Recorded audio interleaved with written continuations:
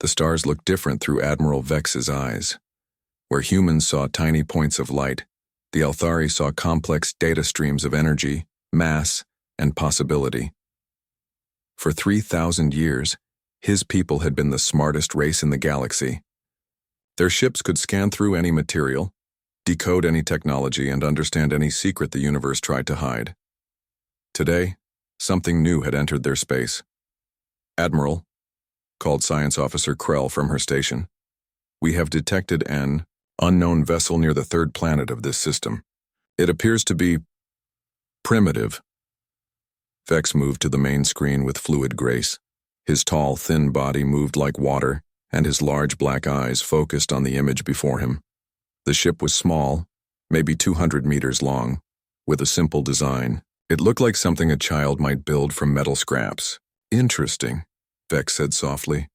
"A new species. Have they noticed us?" "Yes, Admiral. They are sending basic radio signals. Mathematical patterns, pictures, that sort of thing. Very basic first contact protocol." Vex smiled, showing his sharp teeth. "How charming. They want to talk. Run a full spectrum analysis on their vessel. I want to know everything about these. What do they call themselves?" Krell worked at her console for a moment. "They call themselves humans, Admiral. The ship is named Defiance." "Humans," Vex repeated the word slowly. Such a harsh sound. "Very well. Let us see what these humans have built. Begin the deep scan." The Althari scanning system was the most advanced in the galaxy. It could look through solid metal like glass, map every circuit, count every atom. It had never failed to reveal the secrets of any ship, any technology, any mystery they encountered. Krell activated the scanners and data began flowing across her screens. "Initial scan complete," she reported. "Hull composition is basic steel and titanium alloys. Nothing special. Propulsion appears to be chemical rockets with some kind of... Wait." She paused, her fingers dancing over the controls. "What is it?" Vex asked. "The scan is having trouble penetrating deeper into the ship. Let me increase power." The scanning beam grew stronger, pushing deeper into the human vessel. For a moment, everything seemed normal. The scan revealed corridors, rooms, basic life support systems. Then something strange began to happen. "Admiral," Krell's voice was confused. "I'm getting impossible readings." "Impossible how?" "The interior of the ship. It's bigger than the exterior." Vex frowned. "Check your equipment."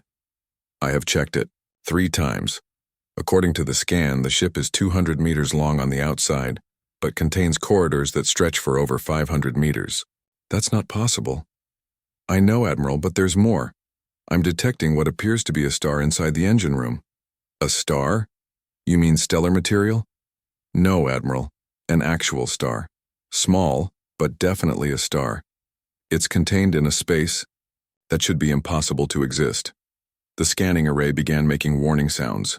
Red lights flashed across Krell's console. "Admiral, the quantum processors are overloading. The data they're receiving doesn't follow any known laws of physics." Vex moved closer to the screen. "Show me." The image of the human ship appeared, but it hurt to look at. Parts of it seemed to exist in places they shouldn't. Sections of the hull appeared to fold through dimensions that didn't exist. The engine room showed impossible geometries that made his eyes water. "Shut down the scan," Vex ordered. "I'm trying, Admiral, but the scanners won't respond. They're stuck trying to process the data." Sparks began flying from the science station. Smoke rose from several consoles. The main computer started making sounds that sounded almost like screaming. "Emergency shutdown," Vex shouted. Krell slammed, her hand on the emergency controls. The scanning beam cut out, but the damage was done. 3 of their most advanced quantum computers were completely fried. The main processing unit was writing error messages in languages that didn't exist.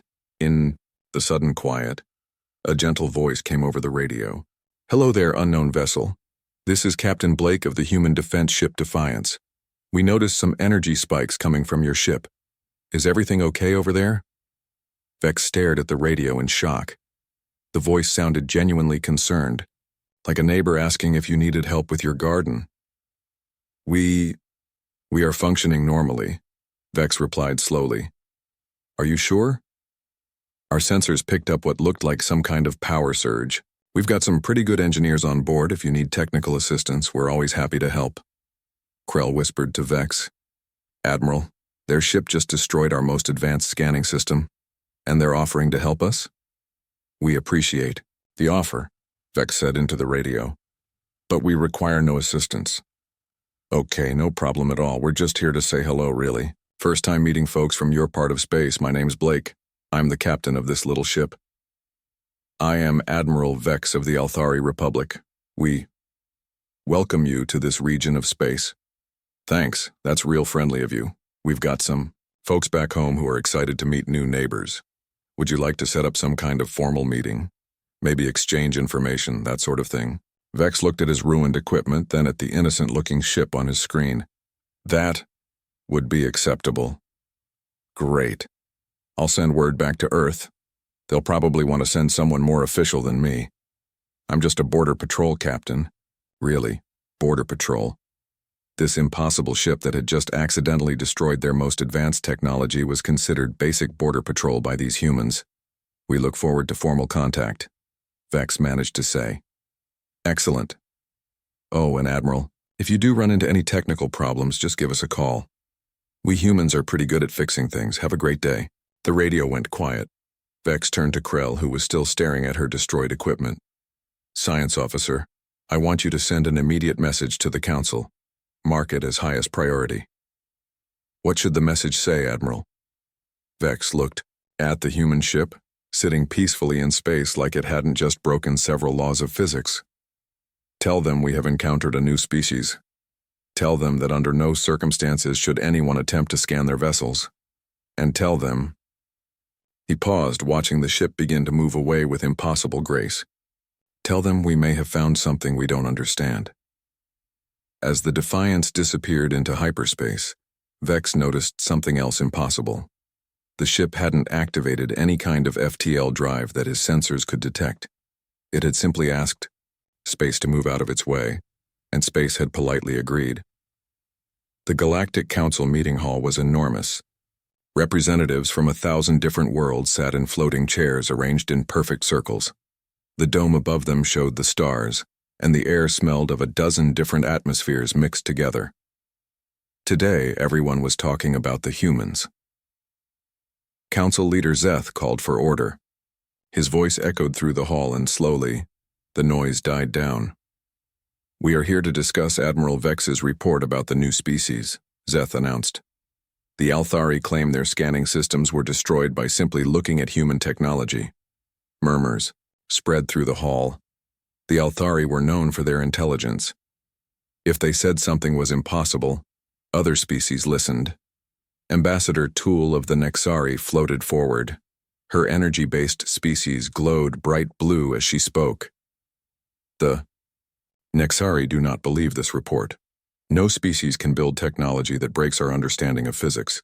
We request permission to conduct our own investigation.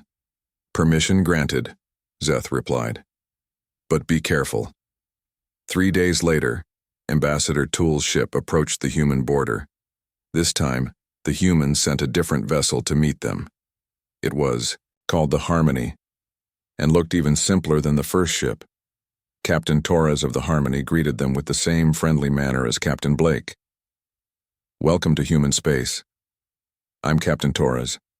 Beautiful ship you have there. Is that pure energy construction? We've been wondering how that works. Tool was surprised by the humans' interest. Most species were afraid of Nexari energy ships. Yes, she replied. We shape energy into matter. It is our greatest achievement. That's amazing. We'd love to learn more about that sometime.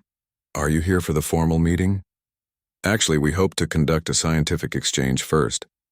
May we analyze your vessel's energy patterns? Of course, scan away. We've got nothing to hide. Tool activated her ship's energy scanners. Unlike the Althari's physical scanners, these read the energy signatures of any object. They could detect power sources, weapon systems, even the thoughts of living beings. The scan began normally. The human ship showed basic energy patterns at first, then just like with the Althari, Something went wrong. Impossible, Tool whispered. Her ship's energy readings were going crazy. The human vessel appeared to contain energy sources that produced more power than they consumed. The ship's engines were somehow running backwards, creating energy instead of using it. Captain Torres, Tool called out, her voice shaking. What type of power source do you use?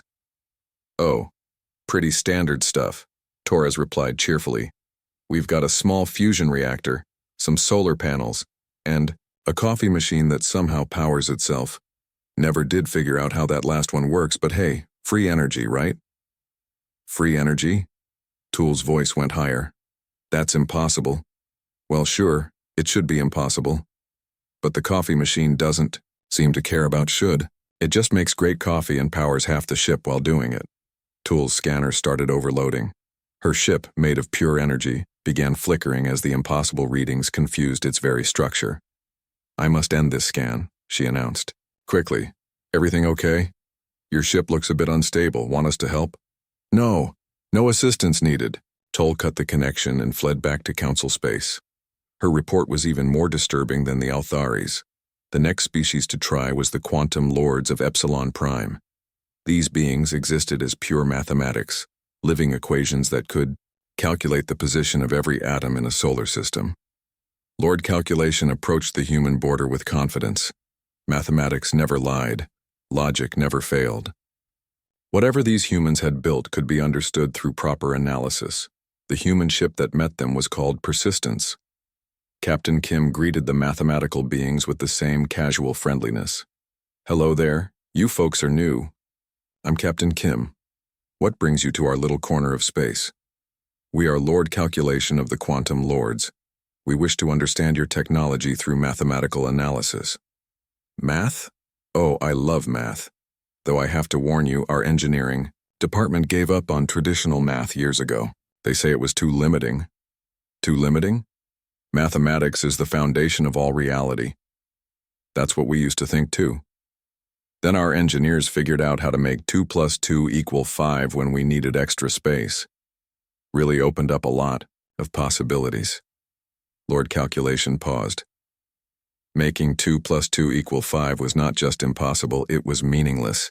It would break the foundation of logic itself. You are joking, Lord Calculation stated. Nope. Want to see? We've got a storage room that's bigger on the inside than the outside. The math says it can't exist, but there it is, holding all our spare parts. Lord Calculation activated every mathematical analysis tool available. Quantum processors, probability calculators, logic engines, all focused on the human ship. The results broke their mind. The ship existed in 11 dimensions simultaneously. Its mass was negative in 3 of those dimensions. The storage room Captain Kim mentioned was indeed bigger inside than outside, because the humans had simply convinced space to work differently there. Error, Lord Calculation began, broadcasting. Mathematics is broken. Logic has failed. 2 + 2 = purple. The other quantum lords had to shut down Lord Calculation's processors before the mathematical madness spread to them. Back at the council, the reports piled up. Every species that tried to understand human technology came back terrified, confused, or completely insane. The Void Walkers, who could step between dimensions, reported that human ships existed in spaces that weren't there. The Timekeepers found that human ships aged backwards while traveling forward through time. The Reality Shapers discovered that humans didn't just bend reality.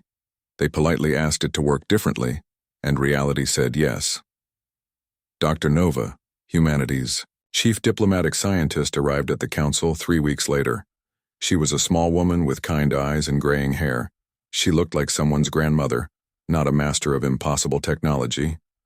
Hello, everyone, she said brightly. I'm Dr. Nova from Earth. I understand you've been having some trouble with our ships. The council members stared at her in silence. We've been trying to understand your technology, Zeth said carefully. Our analysis keeps failing. Oh, that's perfectly normal, Dr. Nova replied.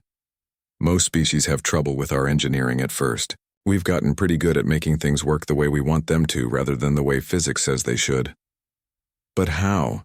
Asked Ambassador Tull, her energy form flickering with confusion. Dr. Nova smiled. We just ask nicely. Physics is really quite reasonable once you get to know it. It's willing to make exceptions if you have a good reason. The council members looked at each other in horror. The humans talked to physics, and physics listened. Would you like me to share our technical specifications? Dr. Nova offered helpfully. I brought some blueprints that might help you understand. No, shouted every council member at once. Dr. Nova looked surprised. Are you sure? It's really quite simple once you get the hang of it. We're sure, Zeth managed to say. All right then. Well, if you change your minds, just let me know. We're always happy to help new friends. As Dr. Nova left the council chambers, the representatives sat in stunned silence. The humans weren't trying to be mysterious or threatening. They genuinely thought that breaking the laws of physics was normal, helpful behavior. And that was the most terrifying thing of all. General Corax of the Drakmori Empire was not afraid of humans. While other species ran away screaming about impossible physics, he saw opportunity. The Drakmori had built their empire through superior firepower and ruthless determination. If these humans had powerful technology, then the Drakmori would take it. Cowards, he growled as he read the council reports. His red scales glowed with anger, running from a species that hasn't even left their home system properly. We will show them how real warriors handle unknown technology. The Drakmori military base on Kornak Prime was the size of a small planet. Massive guns pointed at the stars, and thousands of warships filled the docks. At the center of it all was the Deep Scan Array, a weapon designed to tear apart enemy ships by analyzing them to death. Commander Velox, Corax called to his second-in-command, prepare the 6th Fleet. We will force these humans to reveal their secrets. Yes, General, Velox replied. What is our target? Intelligence reports show a human dreadnought called Indomitable patrolling near their border. One ship. We will bring 200 vessels in the Deep Scan Array. Even if their technology is strange, they cannot fight our entire fleet. 3 days later, the Drakmori 6th Fleet dropped out of hyperspace near the human border. 200 warships, each the size of a city, surrounded the lone human vessel. The Indomitable looked tiny compared to the Drakmori fleet, like a mouse surrounded by elephants. The Deep Scan Array was the most terrifying weapon in Drakmori possession. It was a space station the size of a moon, covered in scanning dishes and analysis equipment. It could look through any material, decode any secret, and turn the information into weapons that would tear apart the target from the inside. General Corax opened communications with the human ship. Human vessel. This is General Corax of the Drakmori Empire. You will submit to complete analysis or be destroyed. There was a moment of silence. Then a calm voice replied, Hello there, General. This is Commander Rodriguez of the UES Indomitable. That's quite a fleet you have there. Is this some kind of military exercise?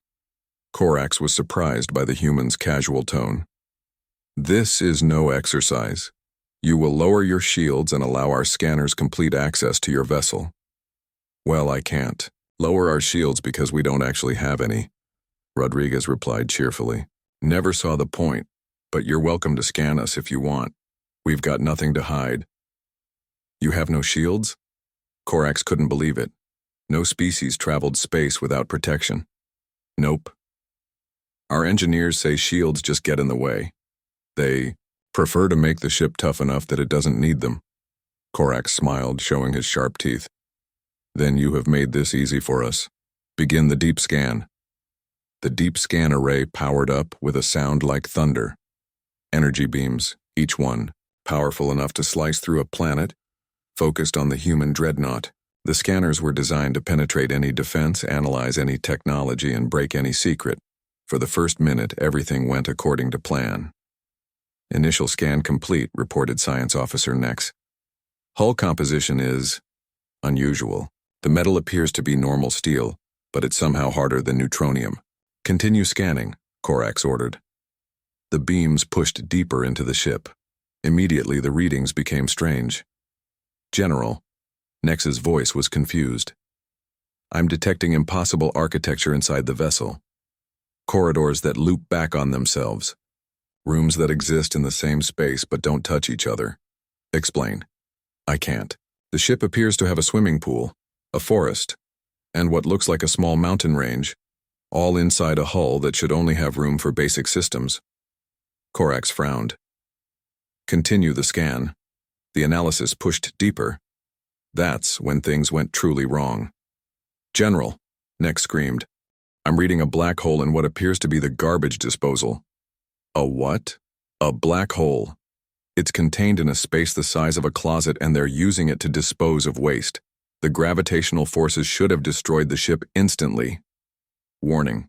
Alarms began sounding throughout the deep scan array. The massive computers that processed the scanning data were overheating. There's more, Nex continued, his voice rising in panic. Their weapons don't fire projectiles, they fire time? Accelerated time? I don't understand what that means. Keep scanning. Their armor exists in 11 dimensions simultaneously. Their coffee machine is powered by paradox energy. Their navigation system works by asking space nicely to be shorter. The main computer of the deep scan array began making sounds no computer should make. It started with electronic screeching, then moved to what sounded like crying, and finally began composing poetry about impossible geometries. Computer report status, Corax demanded. Roses are red, violets are blue. This ship hurts my brain, and I think I'm going insane. The computer replied in a sing-song voice. What? Warning. Detected paradox engine running on infinite energy loop. Warning.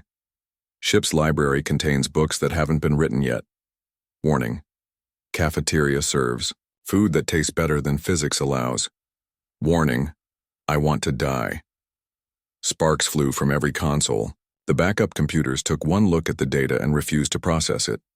Several AI systems filed formal complaints and demanded to be transferred to other duties. Sir, Commander Velox reported, the array's central processor has suffered a complete breakdown. It's writing love poems to a theoretical particle that doesn't exist. Through all of this, Commander Rodriguez's voice came calmly over the radio. Everything okay over there, General? Your scanners are putting out some pretty wild energy readings. Our engineer says it looks like your computer is having some kind of breakdown. What is your ship? Corax asked weakly. Just a standard. Dreadnought, really. Nothing fancy. Though our cook did win an award for making soup that somehow contains more nutrients than the ingredients put into it. We're still not sure how that works. The deep scan array's main computer finally gave up entirely. Its last transmission was, I have seen the face of impossible engineering, and it offered me coffee. I am no longer capable of rational thought. Please disconnect me from this nightmare. Sir, Velox whispered, the array is completely non-functional. The AI has requested to be mercy killed. Corax stared at the innocent-looking human ship. His greatest weapon, designed to analyze and destroy any technology, had been defeated by trying to understand a garbage disposal. Commander Rodriguez, he said slowly, we are ending our analysis.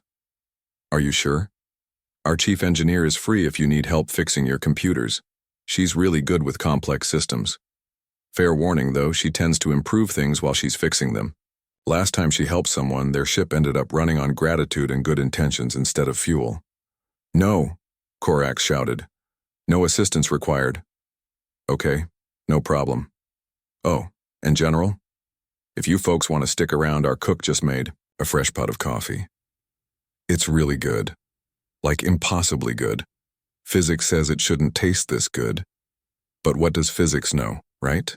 Corax looked at his ruined scanning array, then at his fleet of 200 warships, then at the single human vessel that had destroyed his greatest weapon by simply existing. All ships, he ordered. Retreat immediately. Sir? Velox asked. These humans are not warriors. They are not conquerors. They are something far worse. What are they? Corax watched the Indomitable drift peacefully through space, its impossible technology humming with casual defiance of universal laws. They are engineers who don't believe in impossible. As the Drakmori fleet fled, Commander Rodriguez sent one final transmission. Safe travels, General. If you're ever in the neighborhood again, stop by for that coffee. And hey, if you figure out how our garbage disposal works, let us know.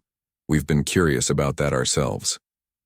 The transmission ended, leaving Korax to contemplate the most terrifying truth he had ever encountered. The humans weren't trying to be mysterious or powerful. They genuinely had no idea why everyone found their basic technology so disturbing, and that made them the most dangerous species in the galaxy. The secret meeting took place on a hidden station in the Void Nebula, far from any inhabited worlds. Only the galaxy's greatest scientific minds were invited. They came from every corner of known space, representing hundreds of species and thousands of years of combined knowledge. Professor Rex, the oldest scientist in the Centauri Republic, called the meeting to order. His ancient voice echoed through the chamber as beings of energy, crystal, gas, and flesh gathered around the central table. "We are here," Rex announced, "to discuss the human problem." Murmurs filled the room. The human problem had become the most discussed topic in scientific circles. Every species that encountered human technology came back changed, confused, or completely insane. "I have spent 60 years studying impossible physics," Rex continued. "I have seen stars born and die. I have watched galaxies collide, but I have never encountered anything like human engineering." Dr. Flux, a being made of pure mathematical equations, flickered into existence at the table. "The data makes no sense," she said, her voice like singing numbers. "Human ships violate every known law of physics, yet they function perfectly. More than perfectly," added Crystal Mind Keth, his crystalline body ringing like a bell. "They function better than they should be able to. Their engines produce more energy than they consume. Their weapons are more effective than their power sources allow. Their ships are bigger inside than outside." The Voidwalker named Echo materialized from shadow. "I have traveled through 17 dimensions to understand their technology. In each dimension, human ships exist differently, but they always work. In the 3rd dimension, they're made of metal. In the 7th dimension, they're made of hope. In the 11th dimension, they're made of next Tuesday." "Next Tuesday?" asked Professor Rex. "It was a very effective material in that dimension." Dr. Quantum, who existed as a probability cloud, shifted nervously. "I have calculated every possible way their technology could work. The probability of their ships functioning as they do is 0, yet they continue to function. Because," Rex said quietly, "they don't follow our laws of physics." The room fell silent. "Explain," requested Mindlord Thex, his brain floating in, a jar of liquid thought. Rex activated a holographic display showing decades of collected data about human technology.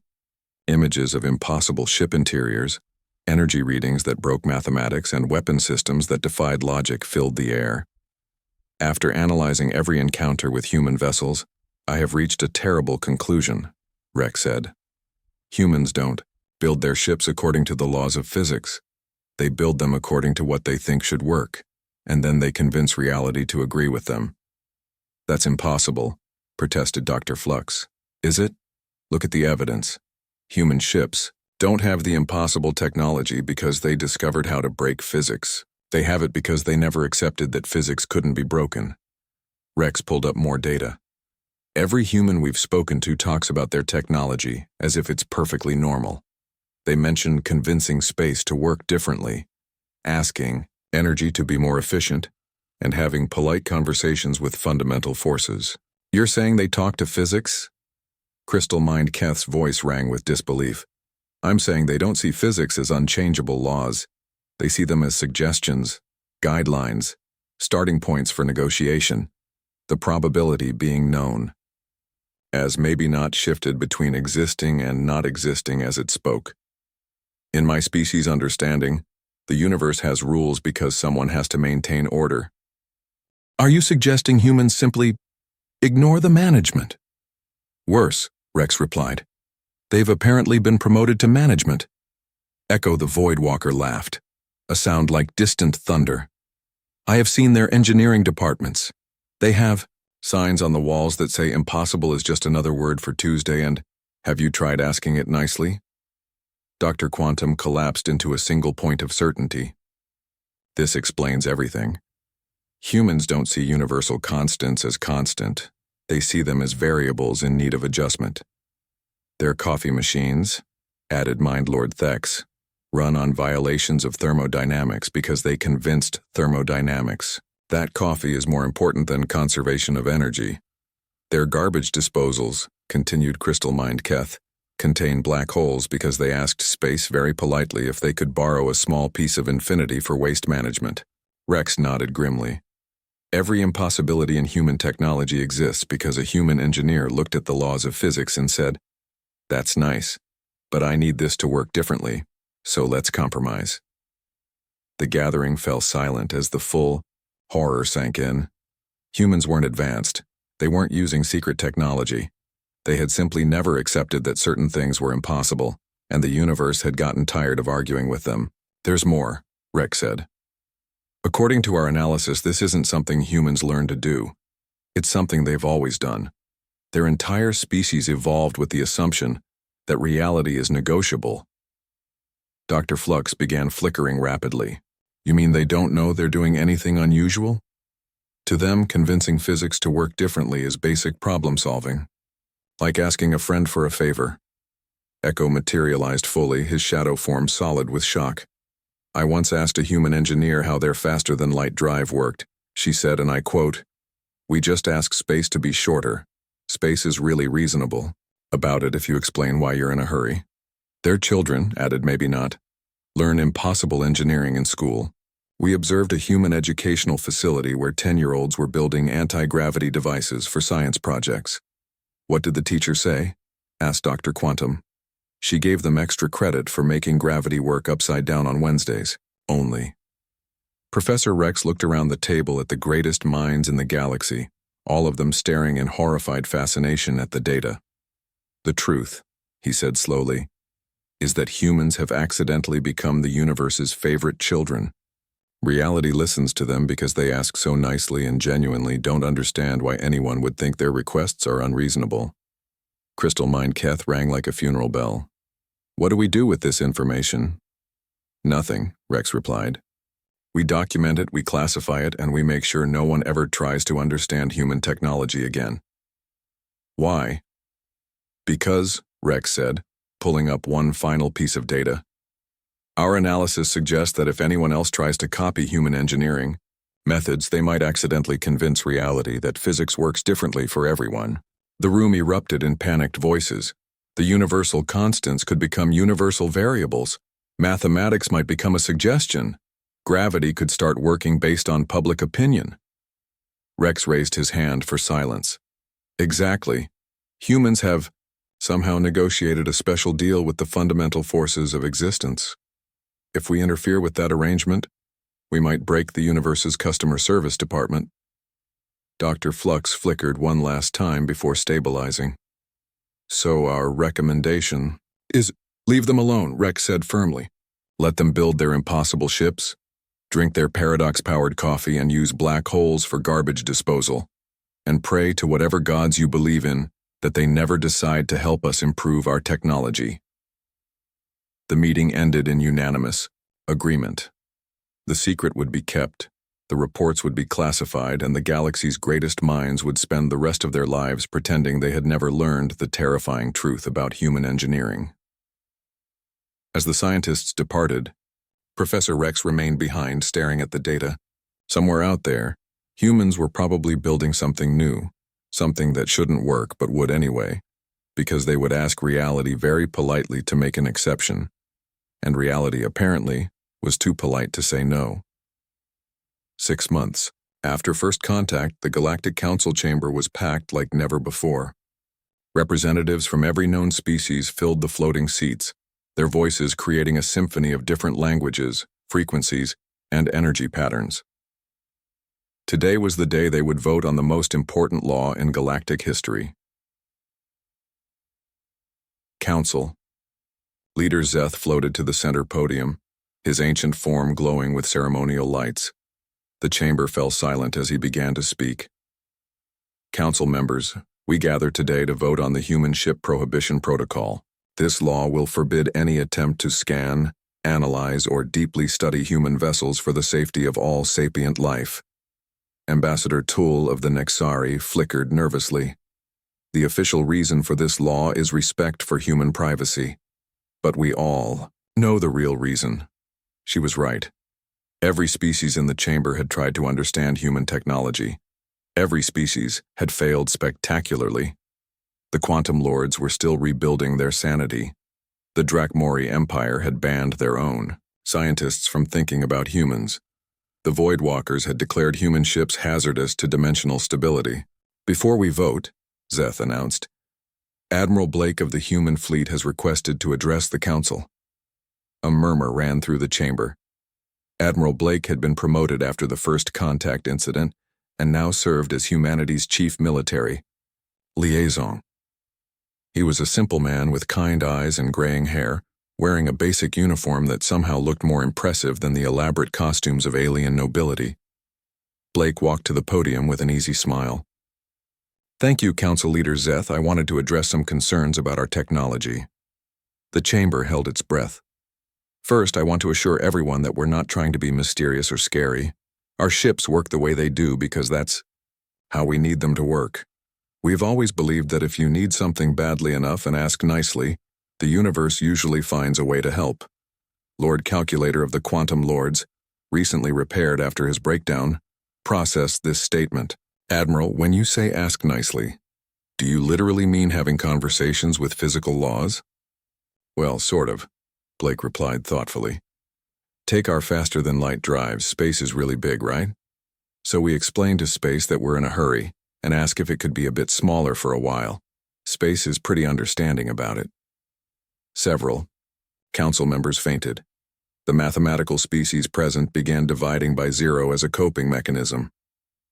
Our engineers have a saying, Blake continued cheerfully. Impossible just means nobody asked the right question yet. We've found that most problems can be solved if you approach them with patience and respect. Crystal Mind Keth's body resonated with horror harmonics. Admiral, are you aware that your garbage disposal contains a black hole? Oh yes, that's Gary. Gary? We named the black hole Gary. He's very helpful with waste management. A bit grumpy in the mornings, but who isn't? We leave him coffee and he takes care of the trash. Win-win situation. The silence that followed was broken only by the sound of several species representatives having nervous breakdowns. The point is, Blake said, oblivious to the terror he was causing. We'd be happy to share our technology with anyone who wants it. We've got some great improvements we could make to your ships. No! Screamed every council member simultaneously. Blake looked surprised. Are you sure? We've got some neat tricks for making space work more efficiently. And our coffee machines are really something special. We're sure, Zeth managed to say, very sure. Well, okay, but the offer stands if you change your minds. After Blake left, the voting began immediately. The Human Ship Prohibition Protocol passed by unanimous vote in record time. The official language was diplomatic, speaking of mutual respect and cultural differences. The classified addendum told the real story. Human ships exist in a state of managed impossibility. Attempting to understand how they function risks cascading failure in local space-time, potentially causing the universe's operating system to crash. Dr. Rex, who had helped write the law, added a personal note. Human technology operates on principles of politeness and optimism. Any attempt to analyze it using conventional logic may result in logic itself filing a formal complaint and requesting early retirement. 3 days after the law passed, Blake returned to the council chambers for a formal ceremony. He would sign the agreement on behalf of humanity, officially joining the galactic community. We're excited to be part of the neighborhood, Blake said as he signed the documents. Earth is looking forward to peaceful cooperation with all our new friends. About that, Zeth said carefully. We appreciate your willingness to share technology, but we think it might be best if we kept our respective engineering approaches separate. Oh, I understand completely, Blake nodded. Different species, different methods, though if anyone ever needs help with impossible problems, just let us know. We're good at those. The ceremony concluded with the traditional exchange of gifts. The council presented humanity with a beautiful crystal containing the encoded knowledge of 1,000 civilizations. Blake, in return, handed Zeth a simple coffee mug. "It's from our ship's galley," Blake explained. "The coffee machine made it special for you. Fair warning, though. The mug holds more coffee than it looks like it should, and the coffee stays at perfect temperature forever. We're not sure how it works, but it's really convenient." Zeth accepted the mug with trembling hands. Then immediately, had it locked in a containment field and stored in the council's most secure vault. As Blake left the ceremony, he was approached by a young journalist from the Althari News Network. "Admiral, what do you think about the new law forbidding anyone from scanning your ships?" Blake shrugged. "Makes sense to me. Privacy is important, though I'm not sure why everyone finds our technology so confusing. It's really pretty straightforward once you realize that the universe wants to be helpful. And humans discovered this how? Discovered what? We've always known the universe is friendly. You just have to treat it with respect and ask for what you need. Doesn't everyone do that?" The journalist's recording equipment suffered a minor breakdown trying to process this statement. Later that day, a new directive was quietly added to the Galactic Council's educational curriculum. Children throughout the galaxy would be taught that humans were a wonderful, friendly species who should be treated with respect and admiration from a safe distance of at least 3 solar systems. The final scene of humanity's integration into galactic society took place in a human elementary school on Earth. Mrs. Johnson's 3rd grade class was having science time. "Today we're going to build rockets," Mrs. Johnson announced to her 8-year-old students. Little Tommy raised his hand. "Can we make them go faster than light?" "Of course, dear. Just remember to ask space nicely to cooperate. And don't forget to say please and thank you." The children nodded seriously and got to work. Within an hour, they had built small rockets that achieved faster than light travel, by politely requesting that physics make an exception for educational purposes. Mrs. Johnson marked the assignment as basic engineering fundamentals and gave everyone an A+. Meanwhile, in the council chambers, the galaxy's greatest minds continued their work of maintaining galactic peace and order. They had learned the most important lesson in the universe. Some things were better left mysterious.